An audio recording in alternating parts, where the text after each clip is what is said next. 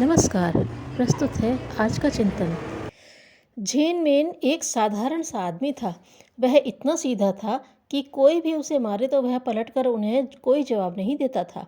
उसके इसी स्वभाव के कारण सभी उसे मारते रहते। इससे वह बेहद परेशान था।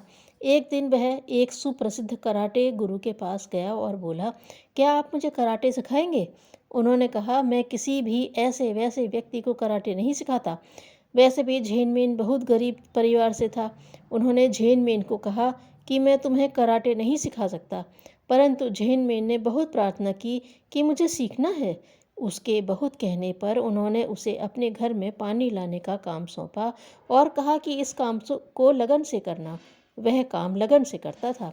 एक दिन वह पानी लेकर आ रहा था कि पीछे गुरुजी ने उसे एक जोर का धक्का दिया और चले गए। उसने फिर से पानी भरा और पानी रखकर गुरुजी के पास गया और बोला कि गुरुजी, मुझसे क्या गलती हो गई जो आपने मुझे धक्का दिया? गुरुजी ने कहा, आगे से सावधान रहना। एक बार जब वह कपड़े सुखा रहा था तभी गुरुजी आए और उसको एक बांस मार दिया। वह नीचे गिर गया। फिर जल्दी जल्दी अपना सारा काम किया। वह यह सब काम मन लगाकर करता था। फिर गुरुजी ने उसे रसोई घर का काम सौंप दिया। वह रसोई घर में भोजन बनाने का काम करता था। उस समय भी जब वह भात बना रहा था तभी गुरुजी आए और झेनमेन को उन्होंने जोर से धक्का दिया। तभी झेनमेन ने खुद को बचा लिया, लेकिन उसके हाथ से भात का पात्र नीचे गिर गया। गुरुजी तो चले गए पर उसका एक और काम बढ़ गया। उसके बाद वह सोता भी था तो इतना सतर्क होकर कि कोई मारे तो वह बच जाए। एक बार जब वह रसोई घर की ओर जा रहा था तभी गुरुजी ने उसे एक जोरदार थप्पड़ मारना चाहा, परंतु नहीं मार पाए क्योंकि झेनमेन ने हवा की सरसराहट से यह जान लिया कि कोई है और नीचे बैठ गया।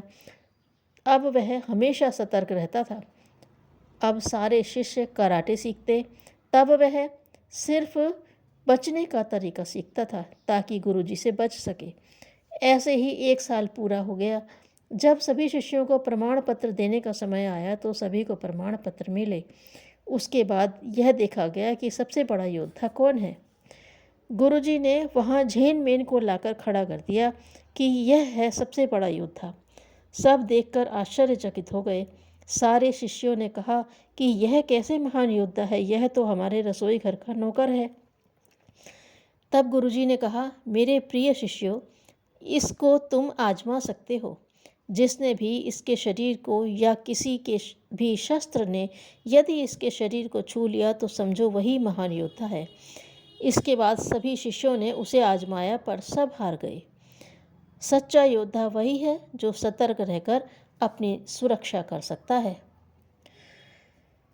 एक व्यक्ति गौतम बुद्ध से बहुत चिढ़ता था। एक दिन वे उसी के यहाँ भिक्षा हेतु जा पहुँचे। उसने बुद्ध से कहा, बुद्ध को देखते ही गाली देना प्रारंभ कर दिया। बुद्ध शांत चित्त गालियाँ सुनते रहे। एक शिष्य को गुस्सा आया तो गौतम बुद्ध ने चुप करा दिया।